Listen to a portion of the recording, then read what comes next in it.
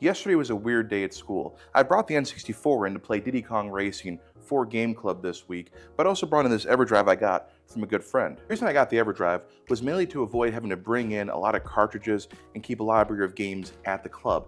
One EverDrive saves me a lot of headache when I'm hauling stuff back and forth between home and school. What I didn't realize is just how much stuff is on this EverDrive that's really cool. Check this out. Unreleased games, 64DD games, NES emulators, betas, prototypes, revisions, hacks, homebrews, all kinds of crazy stuff. Now, we had a lot of downtime yesterday where I only had one or two students in the room here, mainly because of all the crazy events that are going on here.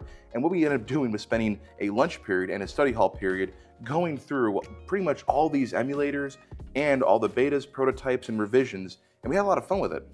The Glover beta, the Robotech beta, all these other hacks here, especially for GoldenEye, and really they got into the Legend of Zelda Majora's Mask randomizers and all that good stuff. Might surprise a lot of you is that a couple of my juniors sat here and went through pretty much every single Super Mario 64 hack, revision, whatever you want to call it, and went through it and played it a fair amount.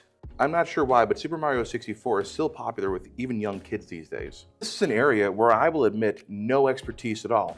I've never really seen any of these hacks or homebrews or mods, but they're pretty cool, and I'm glad these kids decided to dig into this EverDrive and see what it actually had to offer. There's some really awesome stuff that these communities have done to these games to remix them, make them more fun, make them more interesting, and really pump some new life into them. This is the kind of awesome stuff that I will spend this summer going through and hopefully bring those in as specific experiences to the club next year.